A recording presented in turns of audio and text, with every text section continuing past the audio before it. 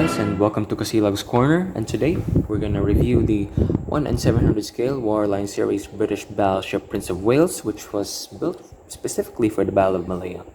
Now, this kit arrived 2 weeks ago from Manila, and I'd like to thank the shop, whose name I cannot pronounce, but I'll post a link down below so you can check their stuff out.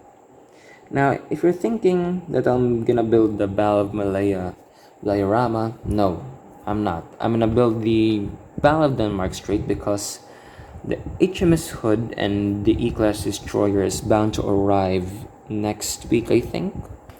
And I'll post the link down below to where you can check it out and see if you can get it for yourself too. Now, without further ado, let's go ahead and check out the contents of this kit. Now, the box art, it's really cool. And the box is really small. So this is just the length. This is the name, the item number. You can use it as a reference if you want to check it out for yourself. And let's open it. So here we have the instruction manual, which is a bit long. Yes, and here are the required paints. So if ever you're trying to build this kit, here have a reference. And inside, let's fix this first. After that, we have the hull, which I had the liberty of removing the tape and the plastic. And this is the hull, this is a clip-on, I think. The sprue A, yeah, that's sprue A. This is sprue C, which has the Walrus seaplane, a bomber, and the bridge, or part of the forecastle. And this is sprue B, which carries the crane and some parts of the funnels. After that, we have, let's put it back here, there's still some stuff. We have the bombers, sprue P and sprue Q.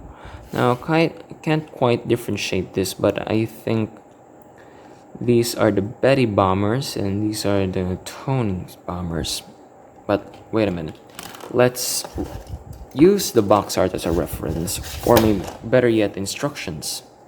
So to differentiate the planes, let's see.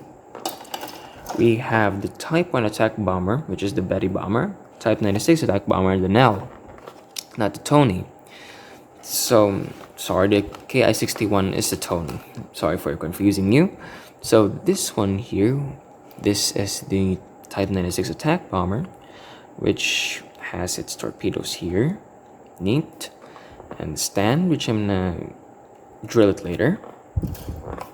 And we have the Type 1 attack bomber, the Betty. She also has a torpedo. Interesting. Last and not least, this is for the stands here. And this is the lead weights. Heavy. So this is the purpose. I still don't know how to use it, not use it, but I still don't know how to stick it into this part here. It's not been a while since I built this, but by built this, I mean built 1 and 700 scale ships. But either way, this ship, or this kit rather, is very nice, very neat. It's full of detail, like the guns here, for example, the lifeboats, the stern. I think I'm gonna have a hard part building this, of course, because I'm doing it one by one. Let's see. So I think that's about it. So afterwards, we're going to learn a little history about the Prince of Wales. Now, the Prince of Wales is a King George V class battleship. She's a new kind of battleship which carries a new type of mount for a gun. You see this gun? It has 4 guns, which is called a quadruple mount. Now, a little history. Let's see. Now, according to Alexander Ludica, which is a military historian, The HMS Prince of Wales, along with their sister ships the Duke of York, the Howe, and the Anson, and the King George V, of course, the lead ship in their class. The Prince of Wales had the most advanced design of all the Royal Navy's battleships in the Second World War.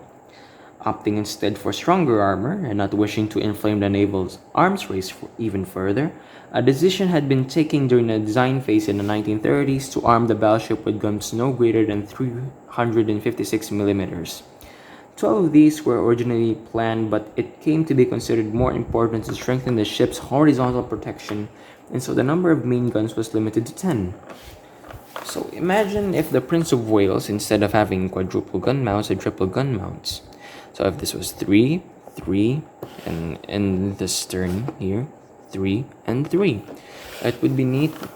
It would be kind of a new battleship, but battleships are built to suck up all the punishment of a flotilla or the punishment from an enemy fleet. And they should be able to punch back too. Now, for the Prince of Wales history, during December 10th of 1941, 3 days after the attack on Pearl Harbor, Prince of Wales, along with battlecruiser Repulse, were sent to fortify Singapore, unbeknownst to them that they were being intercepted by enemy submarines. Now, still according to Alexander Ludica, in autumn 1941, the battleship was transferred to Southeast Asia. On 10th December 1941, the Prince of Wales and the battlecruiser HMS Repulse, sailing out of Singapore, were sunk off the east coast of the Malaya Peninsula by bombs and torpedoes from Japanese aircraft.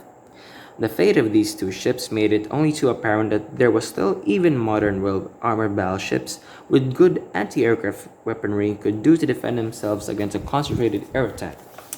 So to sum things up, no battleship could escape an air attack. That's of course proven by history, and many of the battleships that have fought in World War II, I think most of them were sunk by carrier aircraft or land-based aircraft.